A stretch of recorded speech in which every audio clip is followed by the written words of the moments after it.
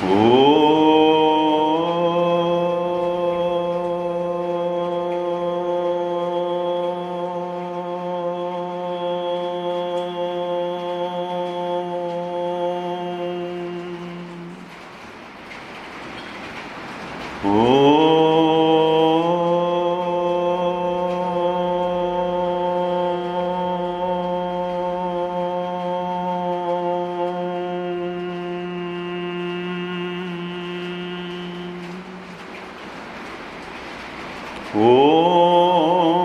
सहना भवतु सहनौ भुनक्तु सह वीर्यं करवावहै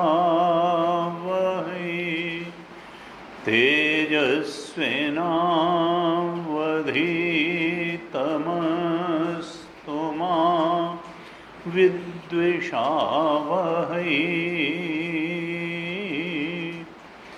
ॐ शान्ति शान्ति शान्तिः।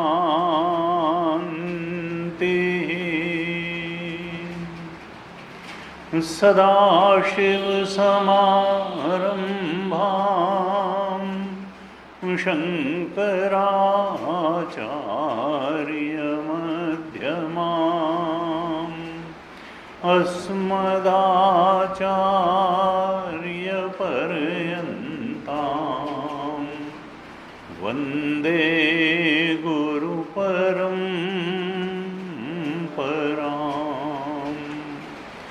अज्ञानतिमिरान्धस्य ज्ञानाञ्जनशलाकया चक्षुरुन्मीलितं येन तस्मै श्री गुरवे नमः। तस्मै श्री गुरवे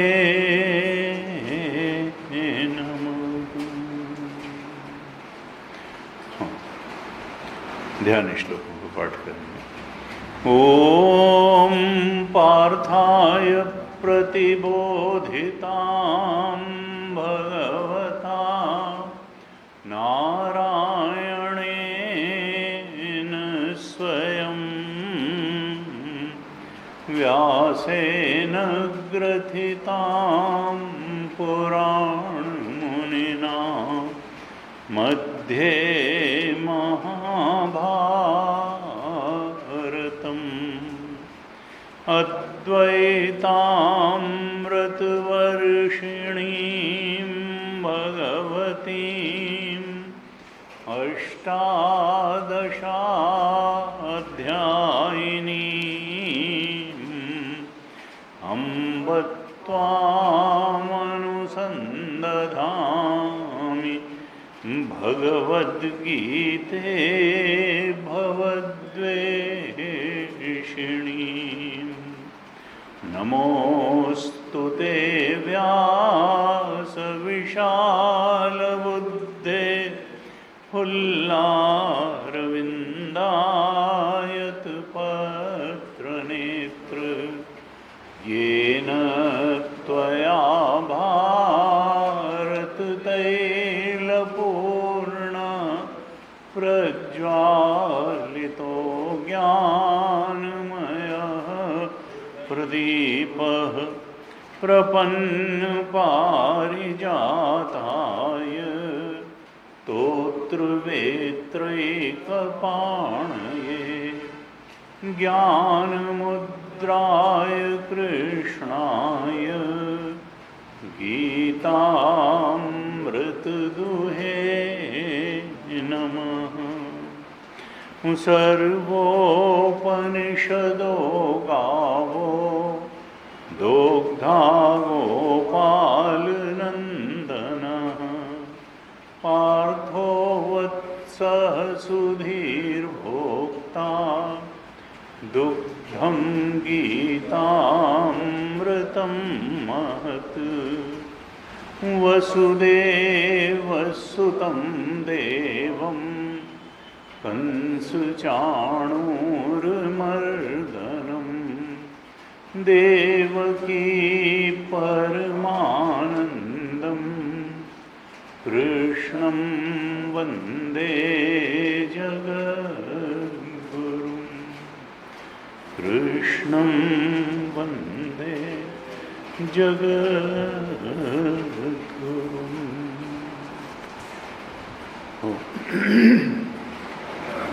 श्रीमद् भगवद गीता के 5वें अध्याय पर हम चर्चा कर रहे हैं।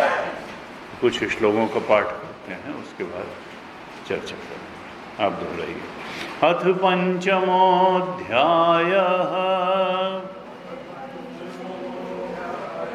अर्जुन उवाच सन्न्यासं कर्मणां कृष्ण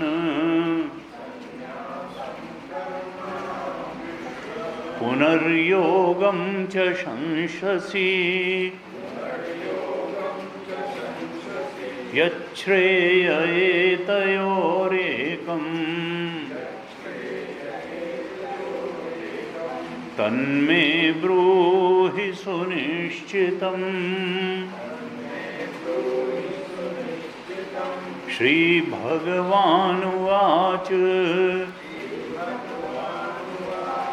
सन्न्यासः कर्मयोगश्च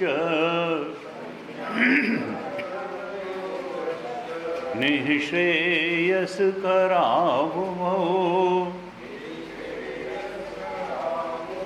तयोस्तु कर्मसन्न्यासात्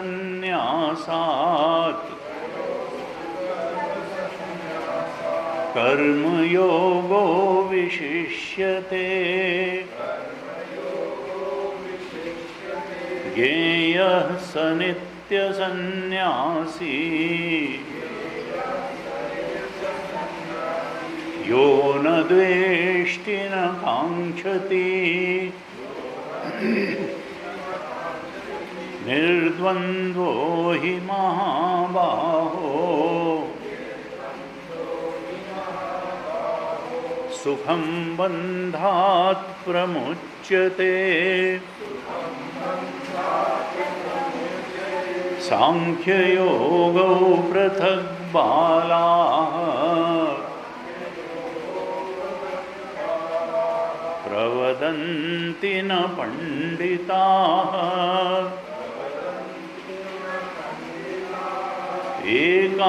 एकमप्यास्थितः सम्यक्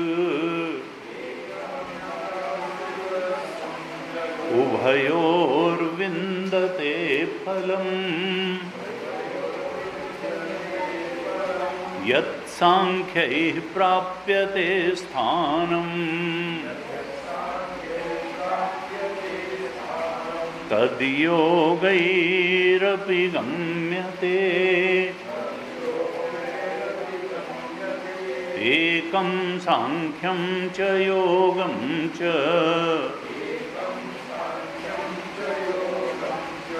यः पश्यति स पश्यति सन्न्यासस्तु महाबाहो दुःखमाप्तुमयोगतः योगयुक्तो मुनिर्ब्रह्म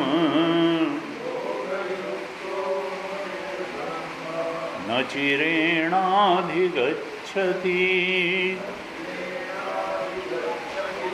योगयुक्तो विशुद्धात्मा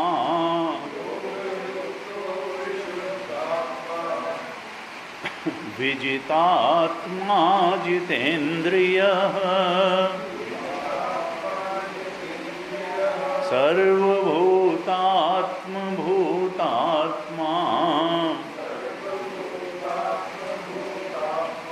कुर्वन्नपि न लिप्यते। नैव किञ्चित् करोमीति युक्तो युक्तो मन्येत तत्त्ववित्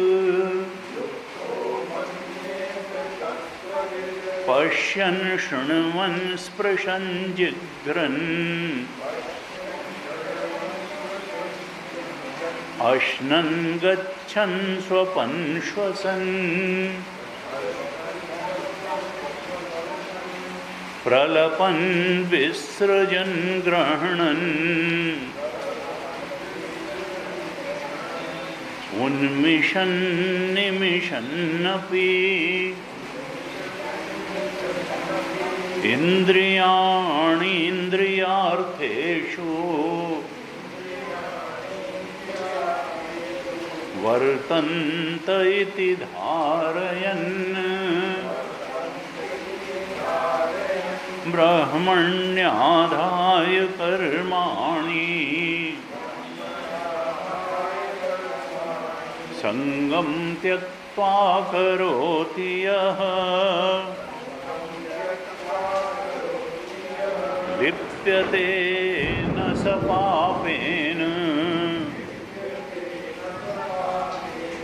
पद्मपत्रमिवाम्भसा कायेन मनसा बुद्ध्या केवलैरिन्द्रियैरपि योगिनः कर्म कुर्वन्ति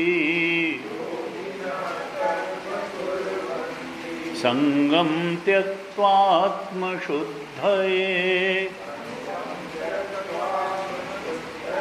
युक्तः कर्मफलं त्यक्त्वा शान्तिमाप्नोति नैष्ठिकीम् अयुक्तः कामकारेण फले सक्तो निबध्यते फले सक्तो निबध्यते।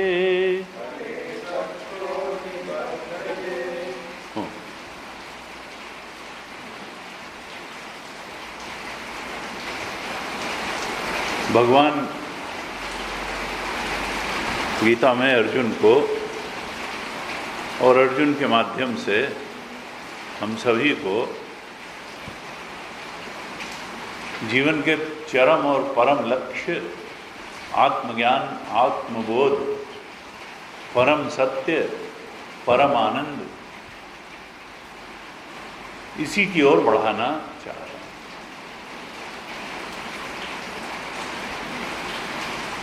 क्योंकि अर्जुन की ही जैसी दशा सबकी है और वो दशा बहुत अच्छी नहीं है। मनुष्य इस बात को दिखाने में लगा है कि वो बहुत अच्छा जिंदा है, जबकि वास्तविकता ये है कि वो दुख में ही जिंदा है। किसी संत ने कहा, मगर नहीं साहब, दुख क्यों, सुख भी आता है, बीच बीच में सुख भी आता है। ऐसा थोड़ा हो कि हम सुख नहीं जानते हैं या सुख नहीं पाते हैं। उन्हें तुम्हारा सुख वैसा ही है जैसे दुख के एक पहाड़ पर जब बरसात हुई हो तो उसमें थोड़ी थोड़ी काई कहीं कहीं जम जाती हो हरी, तो उसी तरह से तुम्हारे जीवन में थोड़ा सुख आ जाता है।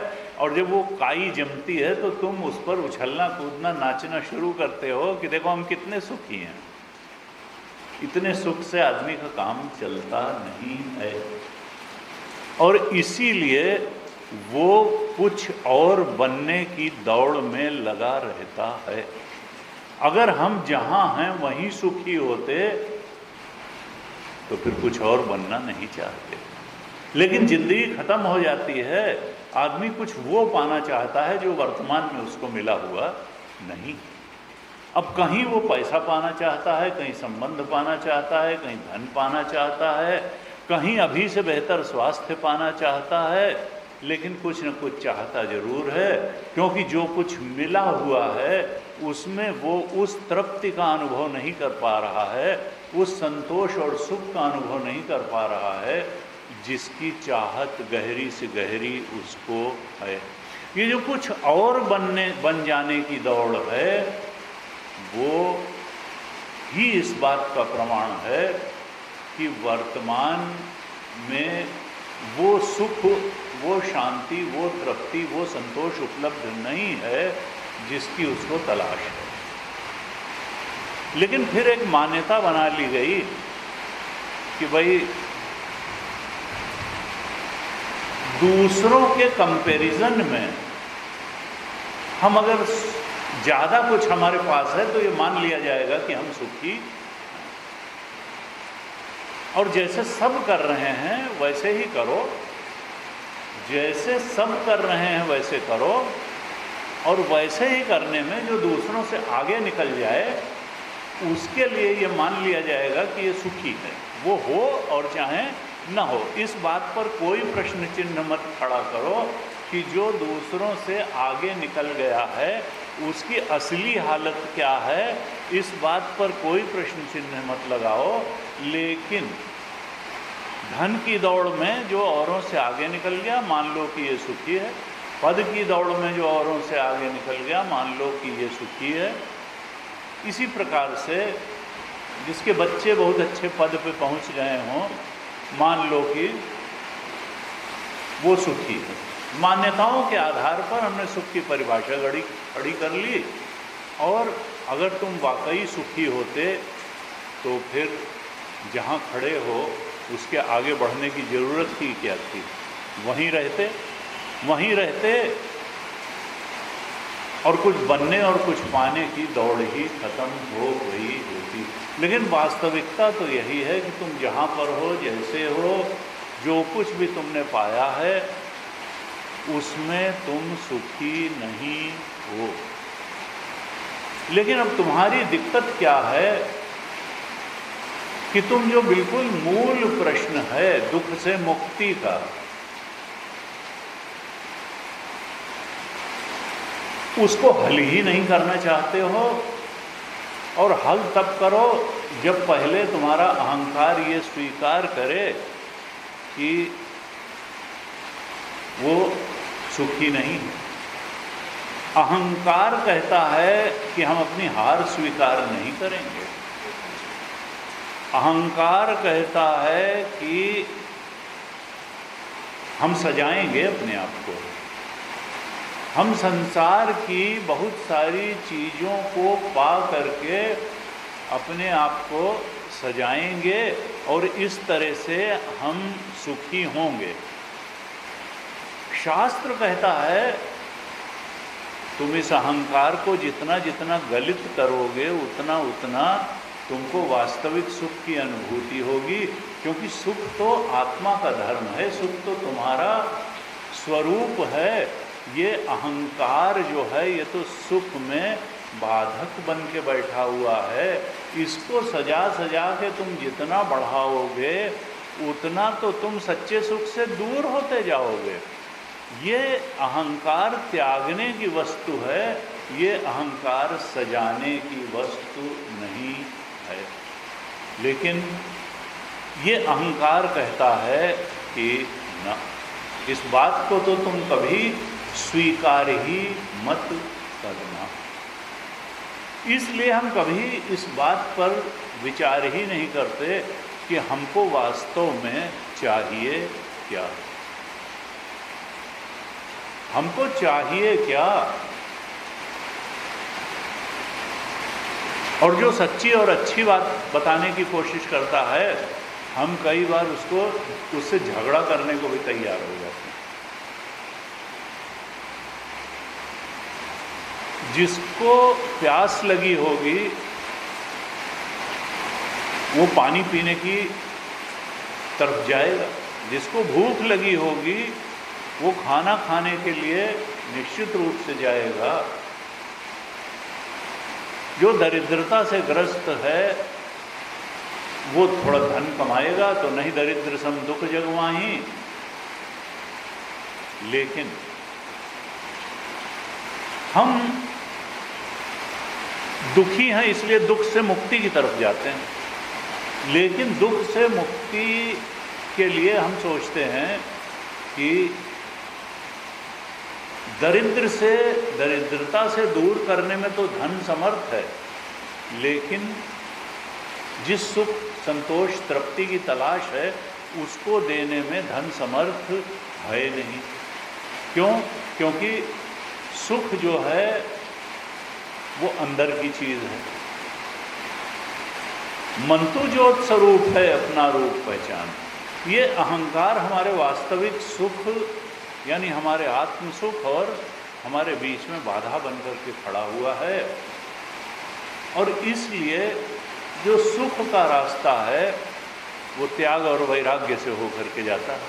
हमको दुख से अगर मुक्ति चाहिए और सुख चाहिए तो उसका रास्ता संग्रह और भोग से होकर के नहीं जाता है, उसका रास्ता सत्संग से होकर के जाता है।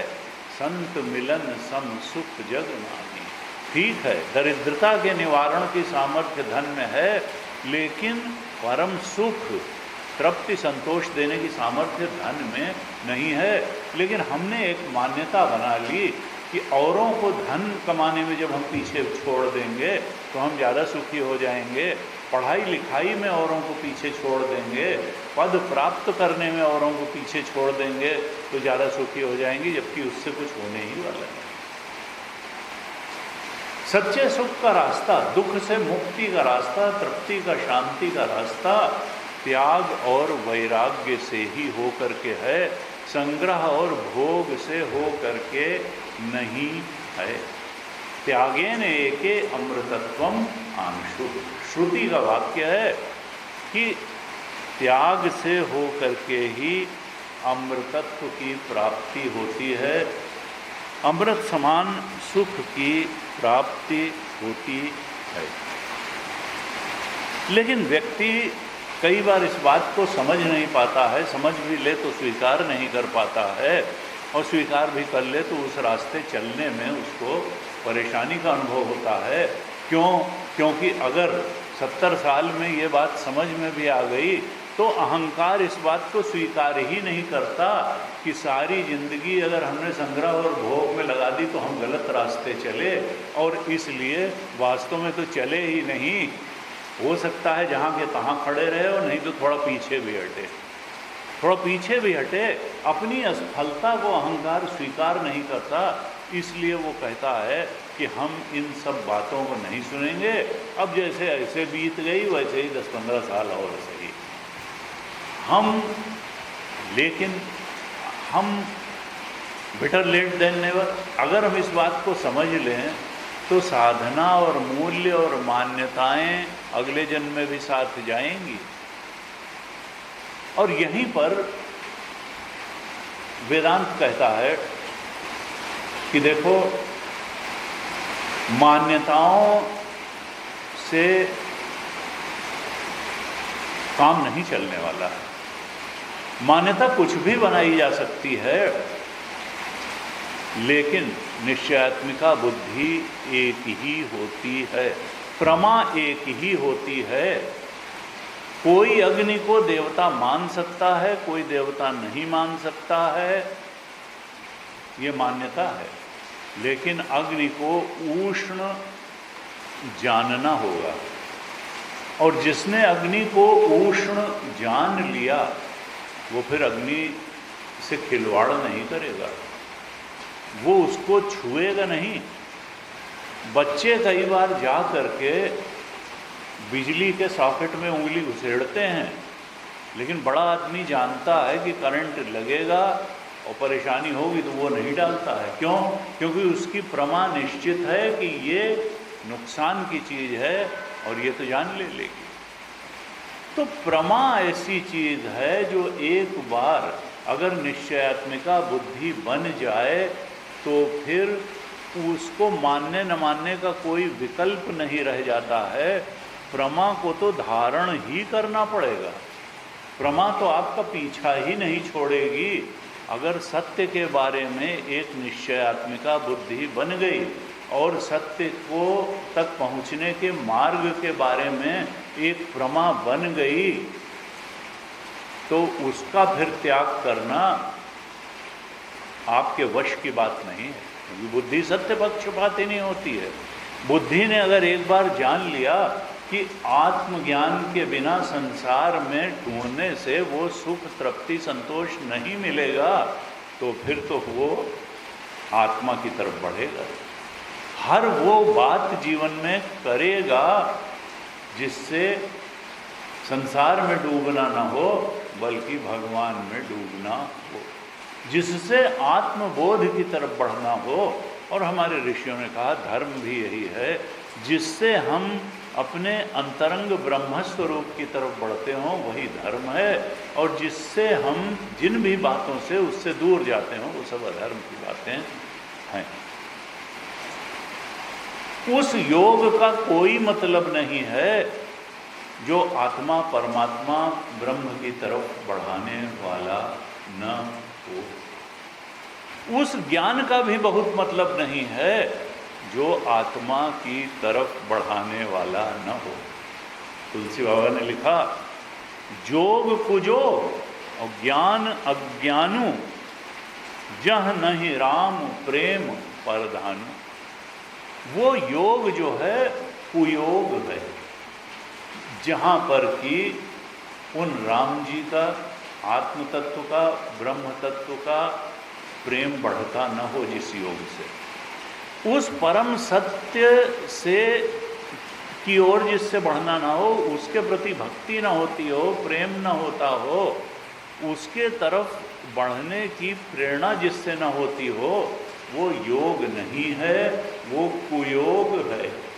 जोग कुयोग। और वो ज्ञान वास्तव में कोई ज्ञान नहीं है जिससे आत्म तत्व की ओर, राम तत्व की ओर, ब्रह्म तत्व की ओर बढ़ना न होता हो। जोग कुयोग ज्ञान अज्ञानु, जहाँ नहीं राम प्रेम परदानु। जहाँ राम जी का प्रेम प्रधानता नहीं रखता, राम जी के प्रति, आत्मा के प्रति, ब्रह्म तत्व के प्रति प्रेम जिसमें न बढ़ता हो, वो योग कुयोग है और वो ज्ञान अज्ञान है। यानी ज्ञान वही है जिससे आत्म तत्व की ओर बढ़ना होता हो, जिससे राम जी के प्रति भक्ति प्रेम बढ़ता हो, जिससे ब्रह्म स्वरूप की तरफ के बोध की तरफ बढ़ना होता हो, वही योग ठीक है और वही ज्ञान ठीक है। और इसीलिए अर्जुन को सबसे पहले उसके मोह को दूर करने के लिए भगवान ने आत्मज्ञान देने से ही उपदेश प्रारंभ किया। क्योंकि जब तक आत्मज्ञान नहीं होगा, आत्मबोध नहीं होगा, तब तक कहीं न कहीं बात अटकती रहेगी। हम सत्य के बोध, आनंद के बोध से थोड़ा थोड़ा भटकते रहेंगे, थोड़ा थोड़ा डाइवर्ट होते रहेंगे। जो चीज़ पाने लायक है नहीं, उसी को पाने में जिंदगी बिताते रहेंगे या कहीं गंवाते रहेंगे। हम पहले जाने तो कि महत्वपूर्ण है क्या। गैर महत्वपूर्ण चीज़ों को महत्वपूर्ण मानना, और दुनिया के लिए होगी। हम बड़ी दिक्कत की बात यह है कि जिसको ज़्यादातर लोग महत्वपूर्ण मानते हैं, हम भी उसको महत्वपूर्ण मानना शुरू कर देते हैं। हम भूल ही जाते हैं कि कृष्ण ने किसको महत्वपूर्ण कहा, संतों ने किसको महत्वपूर्ण कहा, उपनिषद किसको महत्वपूर्ण कहता है। हम दुनिया जिसको महत्वपूर्ण कहती है उसको महत्वपूर्ण, और दुनिया का महत्वपूर्ण बड़ा विचित्र होता है। दुनिया में कहा भाई देखो, दुनिया कहती हीरे जवाहरात महत्वपूर्ण है और तुमको लगी है प्यास, तो तुम्हारे लिए हीरा जवाहरात खा के प्यास बुझा लोगे? तुमको तो पानी चाहिए, भले दुनिया गए क्या निकम्मा है ये जो है। तुमको लगी है भूख, तुमको जो है 4 रोटी और सब्जी चाहिए, वो हीरे जवाहरात तुम्हारे किसी काम के नहीं है, भले दुनिया में उनकी कितनी कदर क्यों ना हो, कितना उसको जो है दुनिया महत्व क्यों नहीं देती है।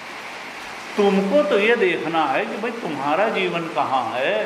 अगर तुम दुखी हो और तुम्हारे जीवन में तुमको दुख की निवृत्ति चाहिए, तुमको तृप्ति, संतोष, शांति और सुख चाहिए तो फिर दुनिया के बताए रास्ते से वो नहीं मिलने वाला है, क्योंकि दुनिया खुद ही अभी उस चीज़ को नहीं पा सकी। तो तुमको तो उनसे पूछने जाना पड़ेगा जिन्होंने कहा कि हाँ हमने पा लिया। तुमको शंकराचार्य से पूछना पड़ेगा, भगवान कृष्ण की गीता से पूछना पड़ेगा, उपनिषद के मंत्रों से पूछना पड़ेगा, रमण महर्षि से पूछना पड़ेगा, गुरुदेव स्वामी चिन्मयानंद जी से पूछना पड़ेगा कि तुमको भाई मिला कैसे। और गंभीरता से अगर हम उसको स्वीकार करेंगे और अपने अहंकार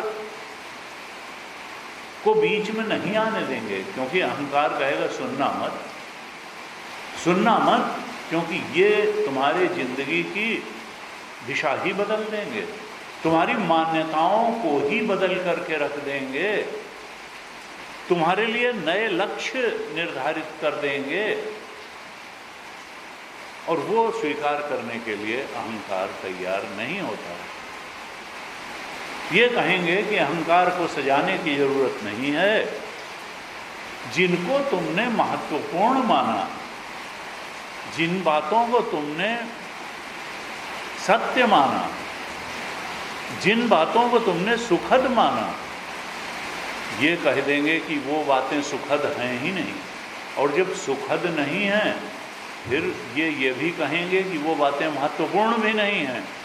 और अंत में जाके ये भी कह देंगे कि वो बातें सत्य भी नहीं हैं। वो न बातें जिनके पीछे तुम जीवन भर चलते रहे, ये डिक्लेयर कर देंगे कि वो न महत्वपूर्ण थी, वो न सुखद थी, वो न सत्य थी।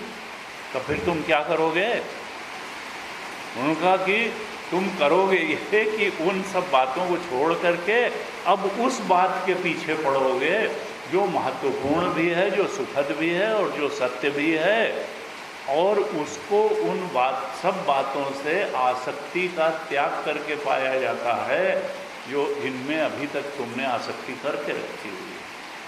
अब ये हिम्मत की बात है, चीज़ों को नहीं छोड़ना है, लेकिन आसक्ति को जरूर छोड़ना है। फिर वो देहासक्ति हो, धन की आसक्ति हो, संसार के विषयों की आसक्ति हो, जिस चीज़ की भी आसक्ति हो। और वेदांत कहता है कि अंत में ये आसक्ति का त्याग करते करते करते करते तुमको त्रिगुण मात्र से आसक्ति का त्याग कर देना है, वृत्ति मात्र से आसक्ति का त्याग कर देना है।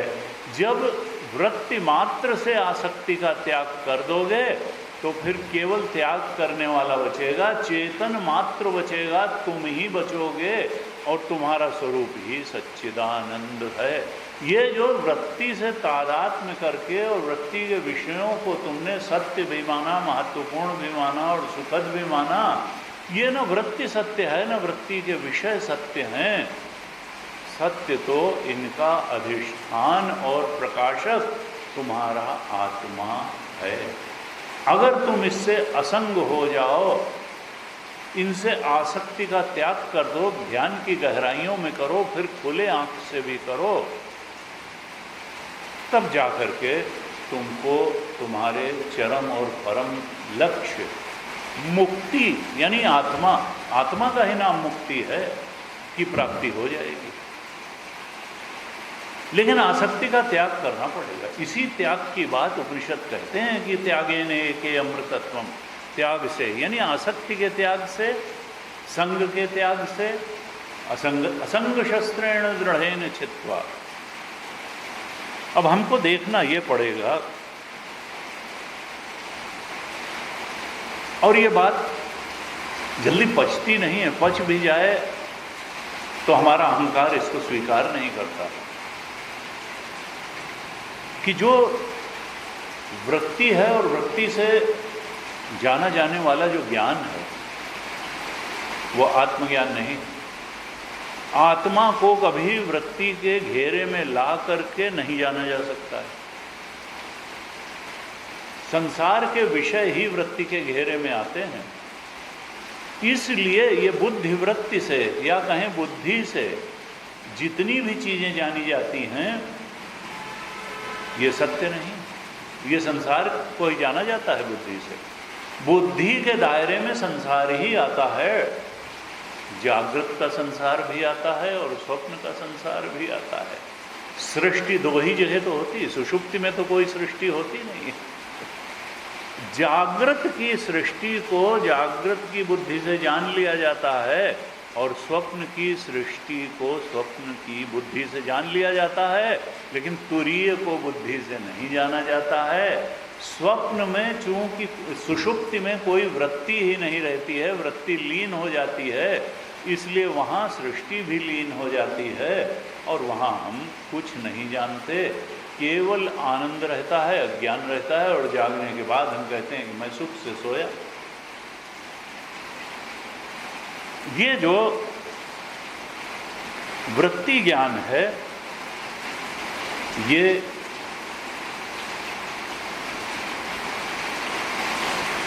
बाहर की वस्तुओं का ज्ञान है या अंदर की वस्तुओं का ज्ञान है, ये सत्य का ज्ञान है या मिथ्या का ज्ञान है। अब ये वेदांत का एक सिद्धांत है कि जो चीज़ जिसके रहने पे रहती है और जिसके नहीं रहने पे नहीं रहती है, उस चीज़ का उससे अलग कोई अस्तित्व नहीं होता है। ये हम कई बार चर्चा भी कर चुके हैं। अब जब वृत्ति रहती है, स्वप्न की वृत्ति जब रहती है तो स्वप्न की सृष्टि भी रहती है।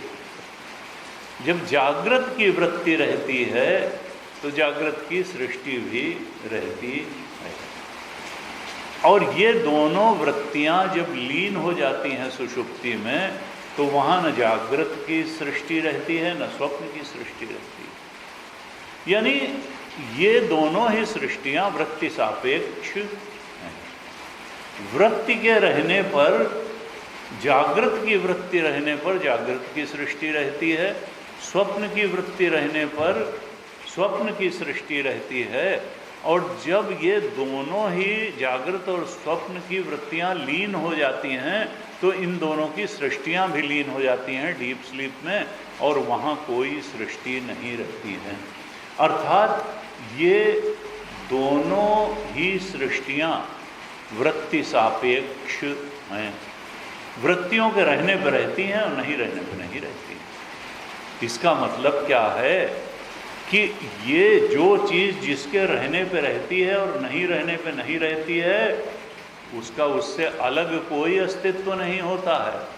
तो ये यानी मिट्टी रहने पे घड़ा रहता है और मिट्टी अगर नहीं होगी तो घड़ा भी नहीं होगा।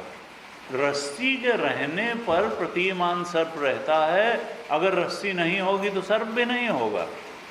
जागृत की वृत्ति होगी तो जागृत की सृष्टि भी होगी, स्वप्न की वृत्ति होगी तो स्वप्न की सृष्टि भी होगी। अगर ये दोनों वृत्तियां नहीं होंगी तो फिर सृष्टि भी नहीं होगी। इसका मतलब क्या है कि ये वृत्ति सापेक्ष हैं, अर्थात जागृत की सृष्टि वृत्ति से जानी ही नहीं जा रही है, ये वृत्ति में ही है भी। ये संसार बाहर बाहर नहीं है, ये वृत्ति से जाना ही नहीं जाता, ये रहता भी वृत्ति में भी है। ये जागृत का संसार समष्टि जीवों की वासनाओं का प्रक्षेपण है।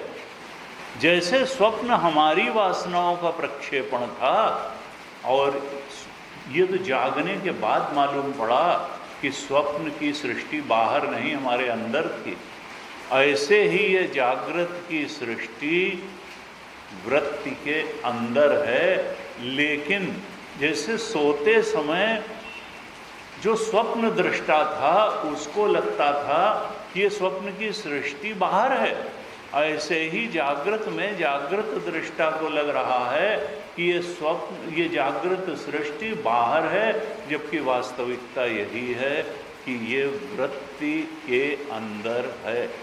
ये वासनाओं का प्रक्षेपण मात्र है। और इसीलिए तुलसीदास जी ने कहा कि धनुष यज्ञ के समय लिखा, धनुष भंग के समय राम कि दशा एक समुझत बिलगाना। चीज एक ही रहती है, परिस्थिति एक रहती है, लेकिन लोगों को अलग अलग दिखती है, अलग अलग अनुभव में आती है, क्योंकि उनके चित्त की स्थिति अलग अलग होती है। जोगिन परम तत्व में भाषा। जब राम जी ने वहाँ खड़े हुए धनुष भंग के समय, तो योगियों को ऐसा लगा कि जैसे परम तत्व ही आ गया हो उनके रूप में। माताओं को लगा कि वात्सल्य जो है वो विग्रह धारण करके आ गया हो, इतना वात्सल्य हो गया। किसी को राक्षस के समान लगा, किसी को काल के समान दुष्टों को लगा। तो दशा एक समुझत बिलगाना। ये संसार सबको अलग अलग दिखता है, अलग अलग भोग भी देता है। संसार तो वही है, वासना के अनुसार व्यक्ति भोग प्राप्त करता है। सद्वासनाएं होंगी तो सद्भोग, पुण्य का भोग होगा, सुख का भोग होगा। दुर्वासनाएं होंगी तो फिर कष्ट मिलेगा, दुख मिलेगा। लेकिन जो ये जागृत भी वैसे ही वासना का प्रक्षेपण है जैसे स्वप्न वासना का प्रक्षेपण था। जैसे स्वप्न सत्य नहीं था, जैसे स्वप्न महत्वपूर्ण नहीं था, जैसे स्वप्न की स्थिति थी, असल में जागृत की स्थिति भी बिल्कुल वैसी है। किसके लिए? जो आत्मा में जाग गया है। अगर हम अभी आत्मा में नहीं जागे हैं तो फिर हमको जैसे सपने में सपना बहुत सच्चा लग रहा था, ऐसे ही जागृत में जागृत की सृष्टि, जागृत का शरीर, जागृत की परिस्थितियां, जागृत के सुख दुख बहुत सच्चे लगने लगेंगे। तो अब जागने का तरीका क्या हो? तो वेदांत कहता है वृत्ति में फंसो मत। वृत्ति में फंस मत जाओ। मांडूक्य के कारिका में कहा, मनोदृश्यमिदं सर्वं यत् किंचित सचराचरम मनसो ही अमनी भावे द्वैतम नैवोपलभ्यते। ये जो द्वैत है, हम सोचते हैं एक हम हैं, एक चेतन है जिसको हम कर्ता भोक्ता के रूप में जानते हैं, चेतन को जीव के रूप में जानते हैं, और एक संसार है जहाँ हमारे भोग्य पदार्थ हैं, जहाँ परिस्थितियाँ हैं। अनुकूल का सुखमय भोग, प्रतिकूल परिस्थिति का दुखमय भोग करते हैं। मांडूक्य की कारिका में कहा ये मन का दृश्य है, वृत्ति सापेक्ष है, ये सब वृत्ति में है, लगता है कि बाहर है। मनोदृश्यमिदं सर्वम यत् किंचित, ये जो चर चर सृष्टि तुमको जागृत की दिख रही है, ये वृत्ति से जानी नहीं जा रही है, ये वृत्तिस्थ ही है। संसार वृत्ति से जाना ही नहीं जाता है। वृत्ति, और जो चीज वृत्ति जिसका आकार नहीं ले सकती उसको हम जान भी नहीं सकते। आत्मा का आकार वृत्ति नहीं है, इसीलिए आत्मा को जान नहीं पाते। वृत्ति के मोह से, वृत्ति के फंसाव से अगर हम मुक्त हों, वृत्ति से तादात्म्य से बाहर आ सकें, वृत्ति की आसक्ति से बाहर आ सकें, और वृत्ति हमेशा किसी न किसी विषय वाली होती है, तो विषय से हमारा ज़्यादा होता है। तो ज्ञान प्लस विषय इज इक्वल टू वृत्ति, यही तो है। ज्ञान तत्व है, जब ज्ञान तत्व किसी विषय का आकार ले लेता है तो उसी को वृत्ति कहते हैं। ज्ञान विषयाकार ज्ञान को ही वृत्ति कहते हैं। हमारे पल्ले तो वही पड़ता है, हम नहीं जानते थिंग्स इन देमसेल्व्स कैसी हैं बाहर। इस स्कूटर की जैसी वृत्ति, हमारी बुद्धि वृत्ति ने जो आकार लिया तो वो हमने जान लिया कि ऐसा है, कमरे का आकार ले लिया। लेकिन आत्मा को जानने के लिए तो इससे असंगता आवश्यक है। इसलिए कहा कि पहले तो विषय में न फंसो और फिर आत्मबोध के लिए जो आखिरी चीज होगी वो वृत्ति से आसक्ति को त्यागो। और त्यागेंगे कैसे? जब उसका मिथ्यात्व समझ लेंगे, उसकी दुख रूपता समझ लेंगे, वो असत है, वो असत का ज्ञान करा रही है और स्वयं भी असत है। झूठी वासनाओं का झूठा प्रक्षेपण है बुद्धिवृत्ति। वासनाएं कोई सच्ची चीज नहीं, सच्चा तो ओंकार है बीएमआई में। झूठी वासनाओं का झूठा प्रक्षेपण जब होता है तो उसी को कहते हैं बुद्धि वृत्ति।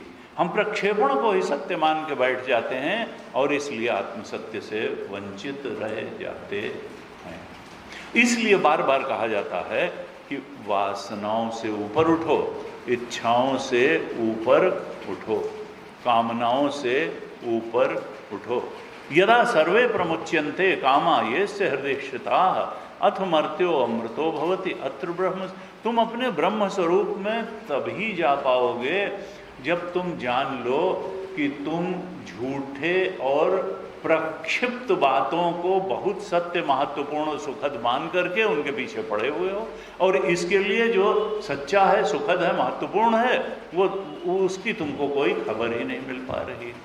और पुनरपि जन्म पुनरपि मरणम पुनरपि जननी जठरे, इस जन्म में नहीं तो अगले जन्म में वही करके पा लेंगे, अगले जन्म में नहीं तो ना। जब तक तुम उस पाने की दौड़ से, जब तक कुछ तुम बनने की दौड़ में पड़े रहोगे, तब तक सत्य तुमसे दूर ही रहेगा। जब तुम बनने की बात ही छोड़ दोगे, तुम ये जान लोगे कि जो पाना है वो तो पाया हुआ है। प्राप्तस्य प्राप्ति है। आत्मा को सब कुछ छोड़ के पाया जाता है, कुछ और पा करके आत्मा को नहीं पाया जाता। और छोड़ने का मतलब क्या है? आसक्ति को छोड़ना।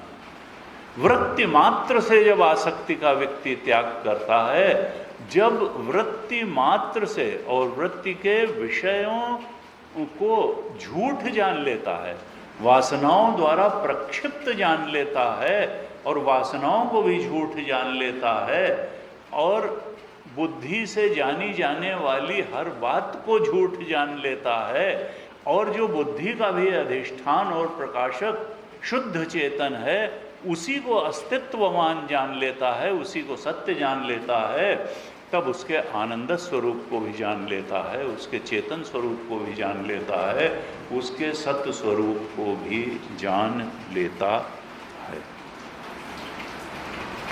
तो इस संसार का सार क्या है? परमात्मा राम जी। इस देह का सार क्या है? चेतन परमात्मा राम जी। तुलसीदास जी ने लिखा, प्राण प्राण के जीव सुख के सुख राम। राम जी क्या हैं? प्राण के भी प्राण हैं। प्राण को प्राणन की सामर्थ्य देने वाले राम जी हैं, आत्मदेव हैं। केनोपनिषद की बात लिख दी तुलसीदास जी ने। श्रोत्रस्य श्रोत्रम मनसो मनोयत वाचो वाचम सौ प्राणस्य प्राण। केनोपनिषद में कहा वो प्राण का प्राण। वो जो है, जब उसको पाया जाता है, जो प्राण का भी प्राण है, जीव का भी जीव है, जो सुख का भी सुख है, अस्ति भाति प्रियम। और नाम रूप दो ही तो है। ये संसार नाम रूप के अलावा कुछ भी नहीं है, झूठा है। प्रतिमान सर्प में क्या है? एक नाम है, एक रूप है, लेकिन वहाँ है अस्ति भाति प्रियम कुछ नहीं है। वो तो अधिष्ठान तो रस्सी रखी हुई है। अधिष्ठान तो राम जी हैं, अधिष्ठान तो आत्मा है, ब्रह्म स्वरूप हमारा है। उस अध्यास से आसक्ति जाए, थोड़ा अधिष्ठान का ज्ञान हो, तब तो हमको अस्ति भाति प्रियम मालूम पड़े, सच्चिदानंद मालूम पड़े, जो वास्तव में है, जिसकी सत्ता से सब सत्तावान है, भाति, और जो प्रिय है, आनंद। सुख ही तो प्रिय होता है और कुछ थोड़ा होता है। सत चित आनंद। अस्ति भाति प्रियम, नाम रूप से कोई प्रियता नहीं रखता है। सच्ची चीज हो, सुखद हो, और तब जानी जाए।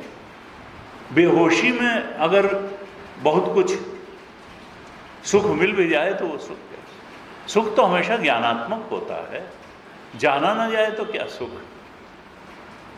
और सत्य ना हो तो क्या सुख। कहा भाई देखो, सत्य भी है और जड़ नहीं है, ज्ञानात्मक भी है और आनंद स्वरूप भी है। तीनों मिलके ही आत्मा का स्वरूप लक्षण तय होता है। तो वेदांत का ये मार्ग है, गीता का भी ये मार्ग है कि देखो सत्य की ओर बढ़ो, और सत्य की ओर तभी बढ़ पाओगे जब तुम झूठ को झूठ जान लोगे और स्वीकार कर लोगे, और उससे आसक्ति का त्याग करने की हिम्मत भी जुटा पाओगे। और ये अहंकार झूठ है जो तुमको बरगलाए हुए हो है कि संसार की तमाम उपलब्धियों से इसको सजा करके तुम उस सुख को, उस मुक्ति को प्राप्त कर लोगे, शांति संतोष सुख को प्राप्त कर लोगे जिसकी तुमको तलाश है ना। अहंकार को छोड़ करके पाया जा सकता है, अहंकार को सजा करके पाया नहीं जा सकता है। उस शांति को संसार में तलाश कर लेना आज तक न कोई कर पाया और न कर पाएगा। कबीर ने कहा कि जिन खोजा तिन पाइया गहरे पानी बैठ, और मैं बपुरा बूढ़न डरा रहा किनारे बैठ। जो किनारे यानी संसार में ही जो बैठा रहेगा वो नहीं, जो जीवत्व को छोड़ करके जो डूब जाएगा उस आत्मा के अनंत सागर में, अपने जीवत्व को, कर्तृत्व भोक्तृत्व को, जीवत्व को मिटा देने को तैयार होगा, वही फिर उस अनंतता, अनंत सत्य और अनंत आनंद और अनंत चेतन का अनुभव कर पाएगा। और जो बचाए रखेगा वो खो देगा, और जो खोने को तैयार होगा, त्यागने को तैयार होगा, तो अंत में जीवत्व का त्याग करना है, कर्तृत्व का, भोक्तृत्व का त्याग करना है। क्योंकि प्रेम गली अति सांकरी, जामे दुई न समाए। उस परमात्मा के प्रेम में पढ़ करके अगर तुम बचे रह गए तो फिर परमात्मा कैसे प्रकाशित करे अपने आप को। इसलिए तुमको खोना पड़ेगा, मिटना पड़ेगा, तो परमात्मा मिलेगा। हेरत हेरत हे सखी रहा कबीर हेराए। जब कबीर खोजने निकला परमात्मा को तो ये नहीं कहा जीव को कभी ब्रह्म नहीं मिलेगा। जीवत्व जब खोएगा तो ब्रह्मत्व आगे आ जाएगा, वो तो स्वरूप ही है। जीवत्व ही तो बाधा था ब्रह्मत्व के प्रकट होने में। कबीर खो गया तो ब्रह्मत्व आगे आ गया। इस प्रकार से कहा कि राम जी क्या हैं, परम सत्य क्या है, प्राण प्राण के और जीव के, इस जीव का वास्तविक जीवन क्या है, राम जी। प्राण के असली प्राण कौन है, राम जी, आत्मा ब्रह्म। सुख, असली सुख कहाँ है, अपने राम तत्व के बोध में, आत्म तत्व के बोध में। ये वशिष्ठ जी राम जी से कह रहे हैं, अयोध्या कांड के अंत की पंक्तियां। जब भरत जी गए तब राम जी से वशिष्ठ जी ने कहा कि राम तुम कौन हो, तुम तो प्राण के प्राण हो, इस जीव के जीवन तो तुम ही हो, ये सुख के भी जो सुख हो वो तो तुम ही हो। और तुम तज तात सोहात ग्रह जिन्हें तिन्हें विधि वाम। तुमको छोड़ करके जिनको ये संसार आकर्षक लगता है, घर आकर्षक लगता है, देह आकर्षक लगता है, देह के भोग आकर्षक लगते हैं, संसार के विषय आकर्षक लगते हैं, उनसे मानो विधाता रूठ गया है। यानी पाने लायक चीज क्या है, राम जी।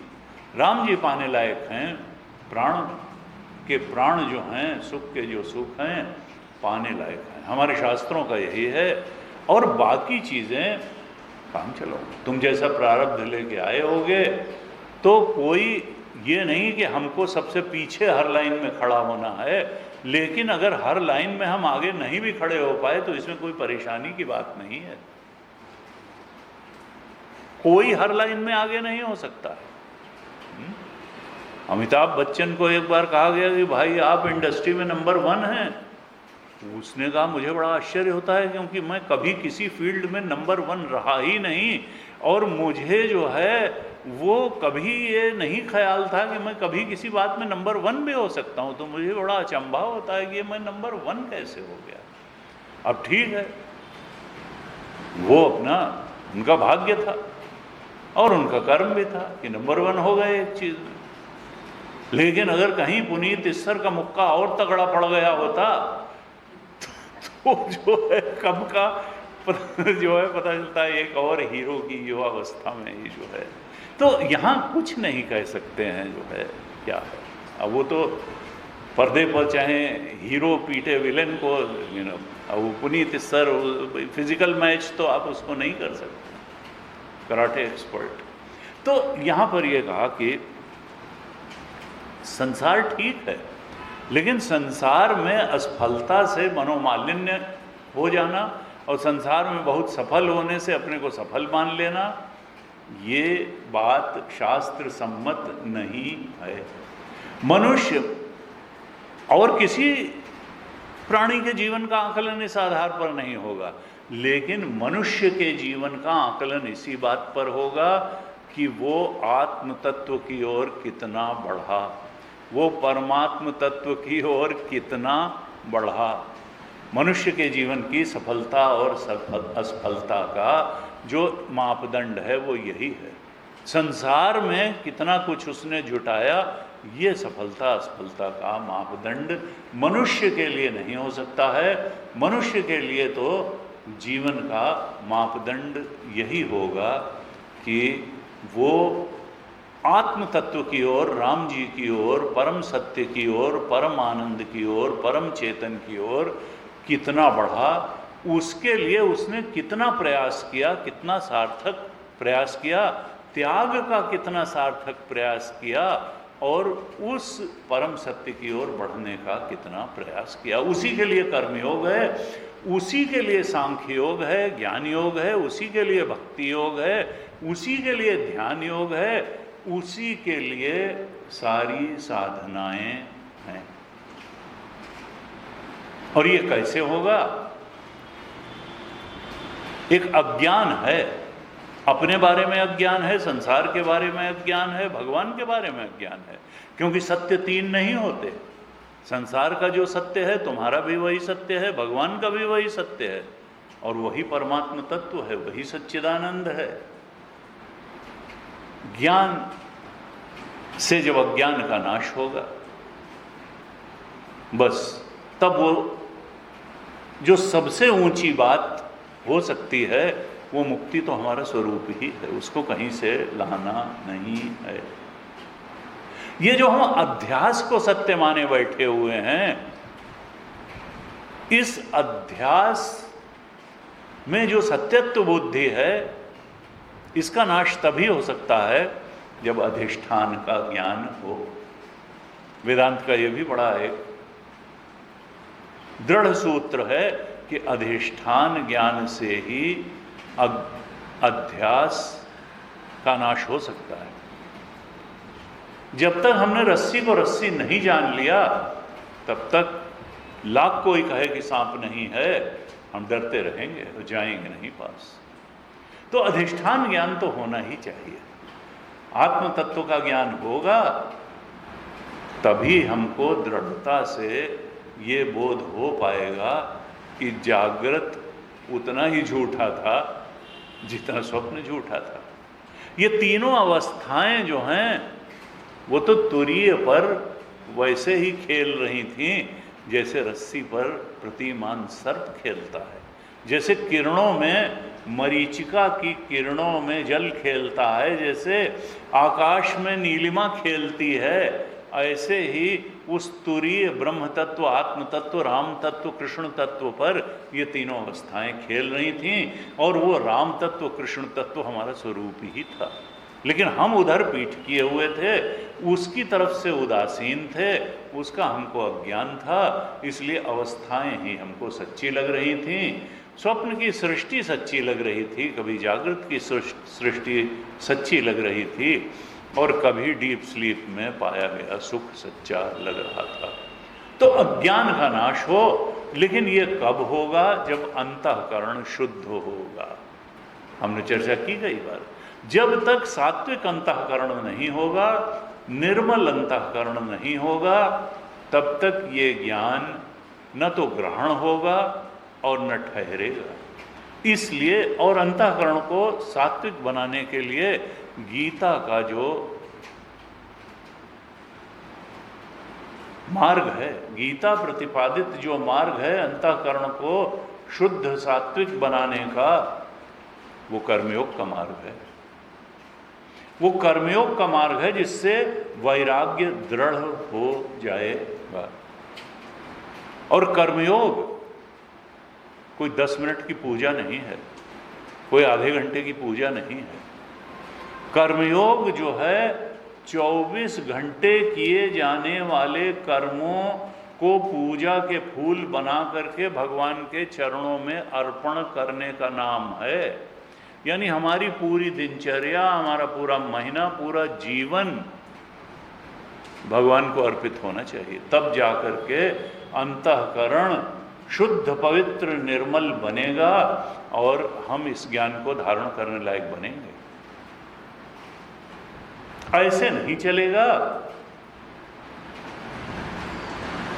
कि बाजार में बैठे तो ग्राहकों का गला काटा, और दफ्तर की कुर्सी पर बैठे तो जो मिलने आया उसको दिखाया कि भाई काम तो तुम्हारा हो जाएगा, लेकिन देखो यहाँ हमारे एक जेब है, इसका भी थोड़ा ख्याल रखना। और उसके बाद में ये कहा कि अरे उसमें से थोड़ा भगवान को भी देंगे, कोई सब अपने ही लिए थोड़ा ले रहे हैं, तो मंदिर में भी थोड़ा दान करेंगे। थोड़ा हमारे पंडित जी आते हैं सत्यनारायण की कथा करने, तो उनको भी थोड़ा दक्षिणा देंगे, कुछ फूल पत्री लाएंगे, तो कोई सारा हम अपने ही लिए थोड़ा कर रहे हैं, थोड़ा दे देने से ठीक रहता है। तो ये इस तरह से एक शॉर्टकट ढूंढना और वाया मीडिया ढूंढना का नहीं। जब हमारे सारे ही कर्म पूजा के पुष्प बनेंगे, तब जाकर के यत् करोषि यदश्नासि यज्जुहोषि ददासि यत् तपस्यसि कौन्तेय तत्कुरुष्व मद अर्पणम। सब कुछ मुझे अर्पण करो। और गुरु जी कहते थे अर्पण करने का मतलब क्या है कि पाप कर्म किसी को अर्पण नहीं किए जा सकते हैं। ये नहीं कहा जा सकता है कि हमने फलाना अपराध किया था और जाओ तुमको दिया, जाओ तुमको दिया, कोर्ट ने हमको 3 साल की सजा दी थी, जाओ तुमको दान किया। कोई सजा वजा का दान नहीं, वो तुम्ही को काटनी पड़ेगी। हाँ ये है कि तुमको जो है खुश होके सरकार ने 2 लाख का इनाम दिया हो तो तुम उसको किसी को दे सकते हो। तो ये नहीं हो सकता है कि पहले भगवान को अर्पित करने लायक काम तो करो, तब तो भगवान को अर्पण करोगे। ये नहीं कि अच्छे अच्छे काम तो अपने लिए रखे और जितने जितने गड़बड़ काम थे वो सब भगवान को अर्पित कर दिए। भगवान क्यों लेंगे? भगवान इतने बेवकूफ़ नहीं है कि वो जो है तुम्हारे सब खराब खराब काम ले लेंगे और कहेंगे हाँ ठीक है ना। पहले सत्कर्म तो करो। और तुलसीदास जी ने कहा और वेदांत भी कहता है कि सत्कर्म का भी अहंकार हो जाता है कि मैं बड़ा विनयी हूँ, इसी बात का अहंकार हो गया। मैं बड़ा दानी हूँ, इसका अहंकार हो गया। मैं तो देखो कितना जो है जीवन में लोगों के साथ सद्व्यवहार करता हूँ, अच्छे से मिलता हूँ, इसी का अहंकार हो गया। दूसरे बाबा ने सावधान किया, हरि ही समर्पे बिनु सत्कर्मा, सत्कर्मों को भी अगर भगवान को ना अर्पित किया गया तो सत्कर्म भी अहंकार को सजाने का एक माध्यम हो जाएगा, बजाय अहंकार को गलित करके परमात्मा की तरफ बढ़ने के वो सत्कर्म एक आभूषण बन जाएगा अहंकार का। इसलिए सत्कर्म करो, लेकिन उसको भी परमात्मा को। इसी को गीता में कहा, यत् तपस्यसि कौन्तेय, तत्कु तपस्या को भी मुझे अर्पण करो, मेरी प्रेरणा से करो और फल भी मुझे अर्पण करो। तो इस तरीके से हमको जरा बार बार चिंतन करना है, बार बार चिंतन करना है। और ये तो सबसे बाद की बात है। अब लोग कहते हैं कि हमारे स्तर की बात बता दी, ये तो आपने बड़ी गहरी बात बता दी। तो गुरु जी कहते थे कि देखो,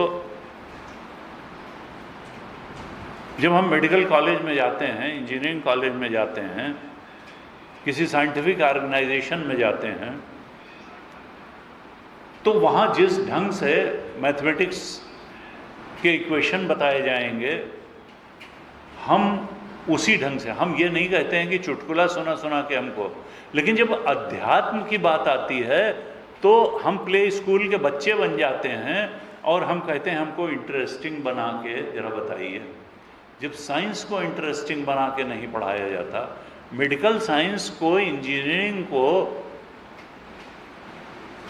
साइंस को इंटरेस्टिंग में, तो अध्यात्म तो और गहरी और ऊंची प्रॉमिस करने वाली चीज़ है, और ज़्यादा ऊंची उपलब्धि देने वाली चीज़ है। इसमें तुम क्यों ये जिद करते हो कि जल्दी से बता दो, थोड़े में बता दो, 15 मिनट में बता दो, 10 मिनट में बता दो, और इंटरेस्टिंग तरीके से बता। कोई इंटरेस्टिंग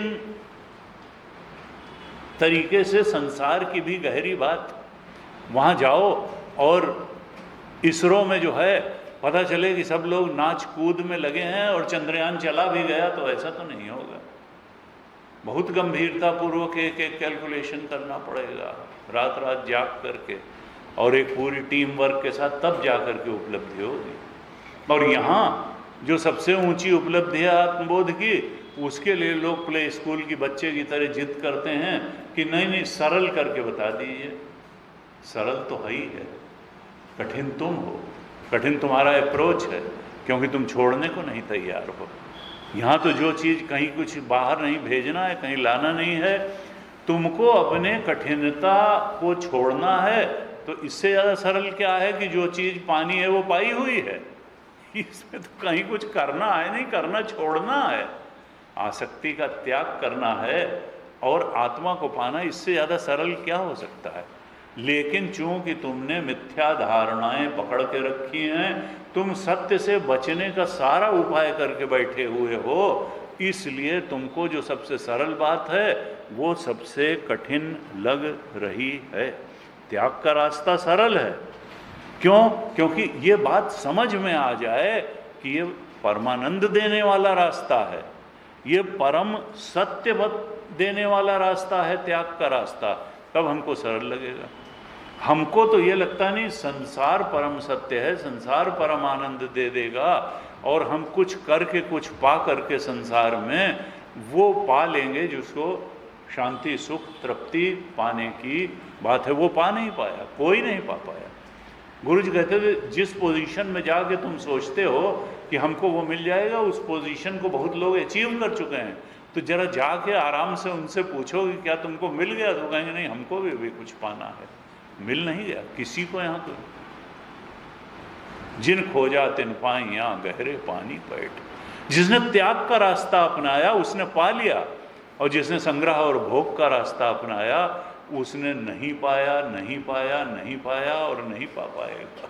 तो ये जो है कहा कि हमको ये समझ में तो आए कि संग्रह और भोग का रास्ता दुख का रास्ता है, और त्याग का रास्ता परम सत्य और परम आनंद का रास्ता है।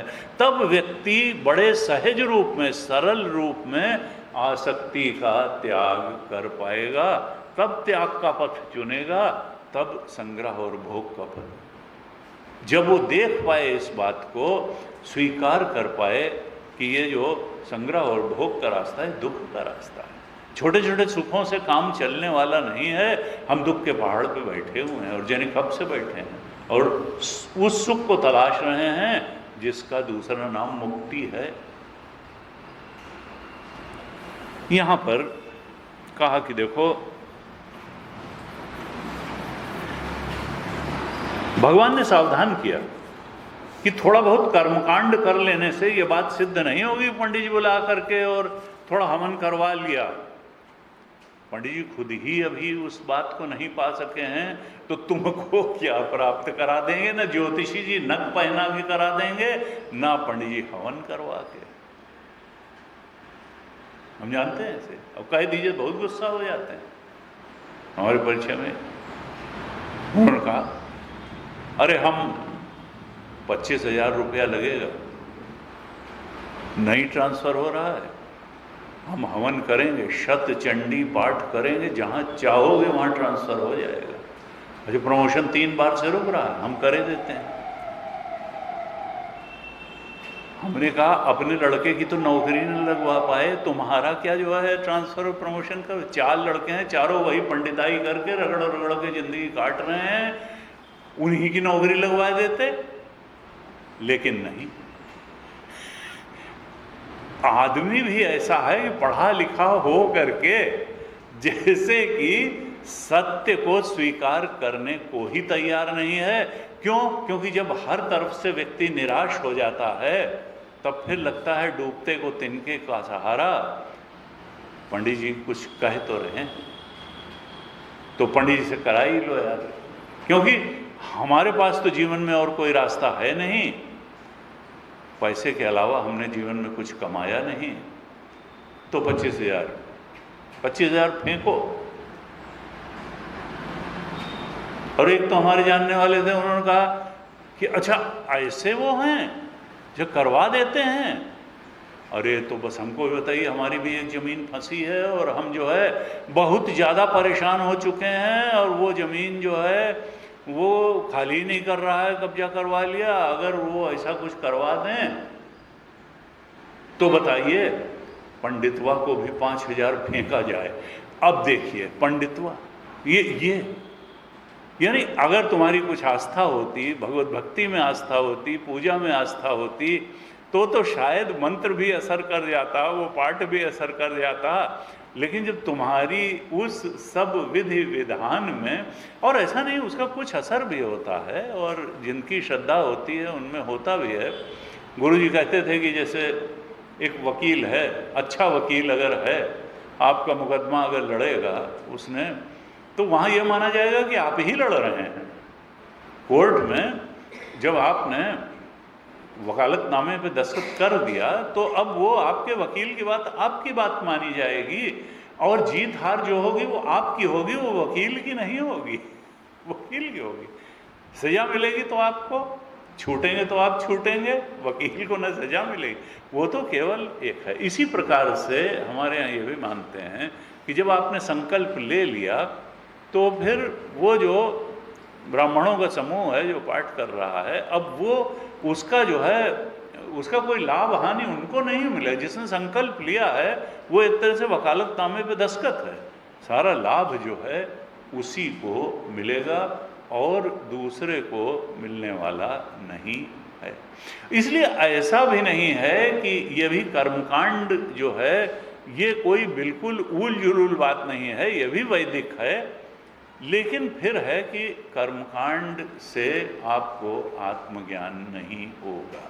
बस केवल इतनी बात है कि संसार की उपलब्धि के लिए, संसार के कुछ दुख के शमन के लिए या कुछ कामना पूर्ति के लिए अगर आप कर्मकांड का सहारा लेते हैं तो ठीक है, लेकिन उससे संसार का मिथ्यात्व और आत्मा का सत्यत्व आपको समझ में आ जाएगा, या आप आत्मा के आनंद और सत्य का बोध में प्रतिष्ठित हो जाएंगे, ये होने वाला नहीं है। भगवान ने दूसरे अध्याय के 42वें श्लोक में कहा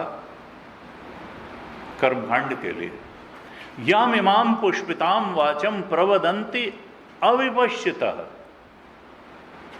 जो अविवेकी हैं, अविपश्चिता हैं, 2:42 में कहा, वो बहुत लफ्फाजीदार बातों से पुष्पिताम वाचम, बड़ी रमणीय वाणी में जो अविवेकी लोग हैं वो कहते हैं कि कर्मकांड ही सबसे बड़ी बात है और इसके अलावा कुछ नहीं है। एक हमारे यहाँ परिचित वो कहते हैं असल में इसलिए लोग ज्ञान के पीछे में कर्मकांड कठिन है। अरे तुम कठिन हो, कर्मकांड कठिन है इसलिए लोग ज्ञान के पीछे भागते हैं। तुमको ABCD उनको गीता का नहीं मालूम, उनको ABCD उपनिषद का नहीं मालूम, वो पूजा करा करके अपनी गृहस्थी चलाने के अलावा कुछ नहीं जानते हैं। साधना नाम की कोई चीज नहीं है। भागवत में जो कलयुग के पंडितों का हाल लिखा हुआ है, सारा हाल उनका वैसा ही है। जजमान के पैसे पे ही नजर रहती है। मिठाई कितनी बांध ले जाएं, फल कितना बांध ले जाएं, वस्त्रदान कितना करा लें, दक्षिणा कितनी बढ़वा लें, इसके अलावा कुछ कहीं उनका नहीं। त्याग की कोई बात ही नहीं है जीवन में। त्याग की बातें बहुत हैं लेकिन त्याग है नहीं। तो का वेदवाद रता, वो वेद की बड़ी बड़ी बातें करते हैं लेकिन वो ये बताते हैं कि इसके अलावा कुछ नहीं है। कहते हैं कामात्मान स्वर्ग परा जन्म कर्म फल प्रदान। जो कामनाओं की पूर्ति में ही लगे रहते हैं, चाहे सत्कर्म करके, पूजा पाठ करके ही, कर्मकांड का ठीक से पालन करके भी उनको ज़्यादा से ज़्यादा स्वर्ग मिलता है। स्वर्ग के उनको आत्मलोक की प्राप्ति नहीं होती है, आत्मबोध की प्राप्ति नहीं होती है। वो ये जन्म पे जन्म पाते रहते हैं, मुक्ति के अधिकारी नहीं होते हैं।